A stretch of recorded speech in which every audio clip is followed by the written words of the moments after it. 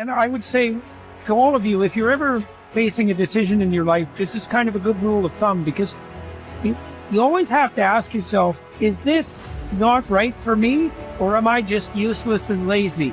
And looking for an easy way out, right? Because some people are more prone to that than others. If you're not very conscientious, for example, you're going to be more prone to that sort of thing. But it's good to keep yourself in check. And so maybe you're not doing very well in your job, and you think, well, I should either do a better job at my job, or maybe I should find a new job. And it's hard to do better at your job. And so then you might wonder if your decision to find a new job is just an escape. Do you have a better plan? And if the answer is no, well, that's not a very good plan. But if the rule is you'll only escape to something equally or more difficult, or more challenging, let's say, then kind of check yourself against your own temptation. You will never win at the highest level until you can hold two competing ideas in your head. And here are the two ideas. Idea number one, this is going to take me 10 years. Idea number two, I'm going to make it happen today. And I'm going to ask myself every day, why didn't it happen today? What thing did I not do? What skill set am I missing? What am I going to have to do? What's the next massive leap forward? But it's going to take 10 years and only actually going to happen for me if I'm going all out every day, like it has to happen right now. I and other successful people wake up every day doing the same thing, fighting back against the distractions, the fears, the doubts. And we learn over time, we build into a habit to spend more time having control instead of more time being out of control. Every day is an opportunity for you to start taking control of your life.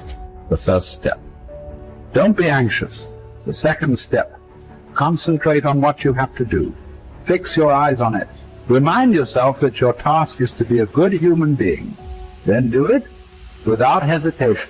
There are few people who have decided within themselves, I've got what it takes to make it. They're not afraid about tomorrow because of how they see themselves, because of what they feel that they deserve, because of what they feel that they can create for themselves. Because these people have decided, as they look at the future, as they look at themselves, there's a way. Where there's a will, there's a way for me. We begin to create a way out of no way. And when you have that kind of consciousness, when you have that kind of spirit, nothing can stop you. Nothing. At dawn, when you have trouble getting out of bed, tell yourself, I have to go to work as a human being. What do I have to complain of if I'm going to do what I was born for, the things I was brought into the world to do, or is this what I was created for? To huddle under the blankets and stay warm, so you were born to feel nice.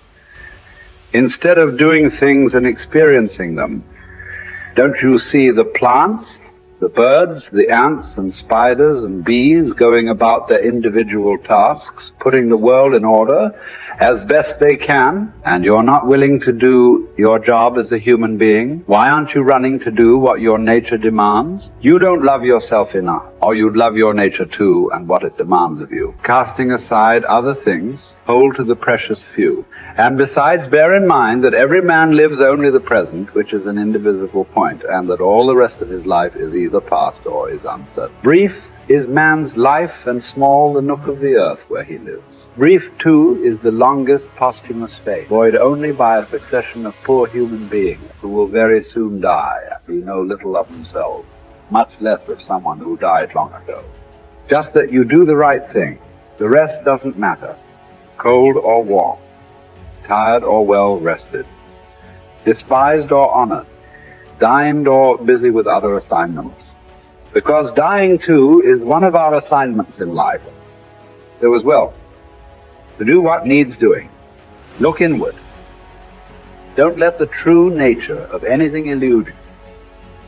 Before long, all existing things will be transformed, to rise like smoke, assuming all things become one, or be dispersed in fragments, to move from one unselfish act to another with God in mind. Only there, delight and stillness. When jarred, unavoidably by circumstances, revert at once to yourself and don't lose the rhythm more than you can help.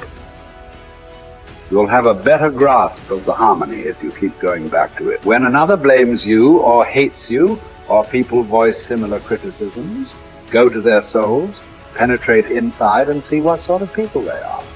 You will realize that there is no need to be racked with anxiety that they should hold any particular opinion about you. When you wake up in the morning, tell yourself, the people I deal with today will be meddling, ungrateful, arrogant, dishonest, jealous, and surly. They are like this because they can't tell good from evil. But I have seen the beauty of good and the ugliness of evil, and have recognized that the wrongdoer has a nature related to my own, not of the same blood and birth, but the same mind, and possessing a share of the divine, and so none of them can hurt me. No one can imprecate me in ugliness, nor can I feel angry at my relative or hate him. We were born to work together like feet, hands, and eyes, like the two rows of teeth, upper and lower.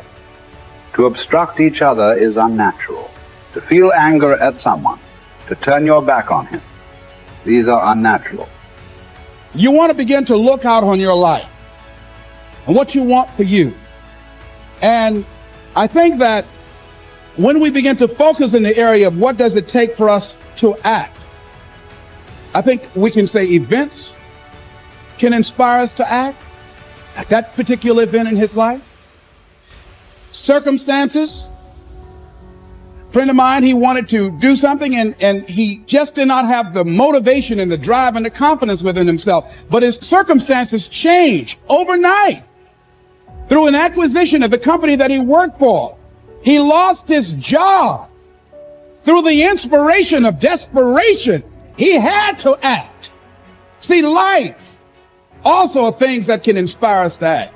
See, we don't have the courage, and that's what it takes, courage. It takes guts to do that which you know you need to do. If you don't have the courage to act, life many times will move on you and make you act. Life will whoop your butt so bad.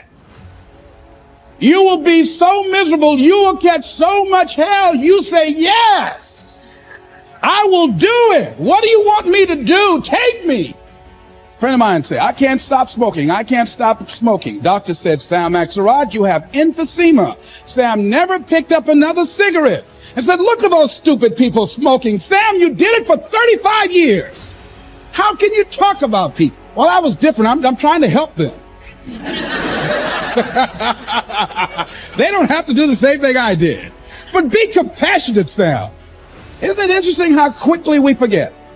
So I'm saying that look at something in your life. It might be just writing a letter to somebody to say thank you. It might be just to apologize to somebody. I had a confrontation in the Penobscot building with the security guard there. He responded to me what I perceived as a negative way, and he and I engaged in an argument. I did not like the way I handled that. I avoided going through the front door for a long time because I didn't want to face him. Finally, I decided to act, and I went up to him and said, I want to apologize to you for the way in which I handled this argument we had the other day. I was wrong. I hope you accept my apology. He said, I do. And I said, thank you very much. I felt relieved. Now, when you decide to act, it's not always going to be like that. A friend of mine did some work for me. It was below par, to say the least. I knew that this guy was capable of doing better work. I knew that he also had a fragile ego. So I was trying to think of what is the most sensitive way in which I can share this information with him. Because I wanted him to do my work over. I was going to pay him for what he did, but I needed my work done right. But I was afraid that I would hurt his feelings. So I was very, very meticulous in how I approached him. And I said, let me share this with you. You know I care about you and that you're a very talented and gifted person. And you and I both know that what you have given me is not a true reflection of your talents and abilities. And I'm saying, let's go back in the studio and do this again. And he said to me, I'm going to forget you ever said that. I was wiped out. He never spoke to me again. Now, when you decide to act, you're going to have some people like that. We're no longer friends. I lost sleep over that, ladies and gentlemen. I said, I can't believe that. I remember sitting up one night looking at the phone. I said, I got to call him. He said, no. And I said, no, forget that. I called, man, look here. We've been knowing each other too long to allow this to come between us. He said, don't call me anymore. And hung up. And then I wanted to think about what can I do to make it up to him? And then something came to me, less. What do you have to prove? See, many things we don't do is because of the fact we want people to like us. There's some necessary losses in life. When you decide acting in your best interest, you're going to lose some friends. Everybody's not going to approve of you. There's some people that won't like you. Who do you think you are? You're arrogant. What do you think you can do? You think you can get away with that? You're selfish. Thanks, I got that. It's my life. And so what I'm saying to you is that as you begin to look out on your life, this is challenging. This is not easy acting.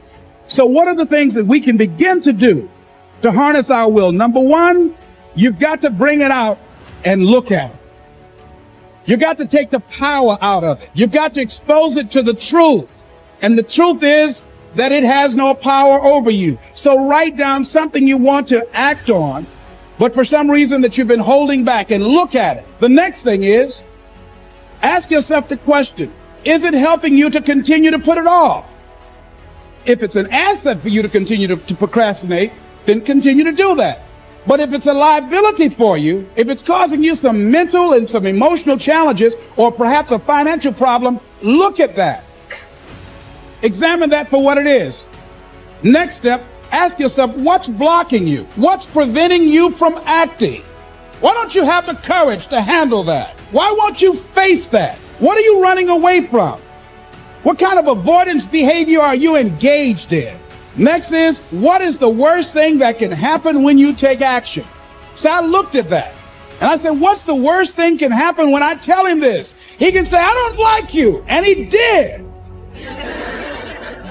Now what happened? I experienced that. I looked at that. I saw that. And guess what, ladies and gentlemen? I didn't die. My feelings were hurt a little bit. I lost some sleep about it. And sometimes I think about it when I drive past his house, but I'm still here. It's uncomfortable, but it's okay. Doesn't bother me anymore. I've gotten used to it now.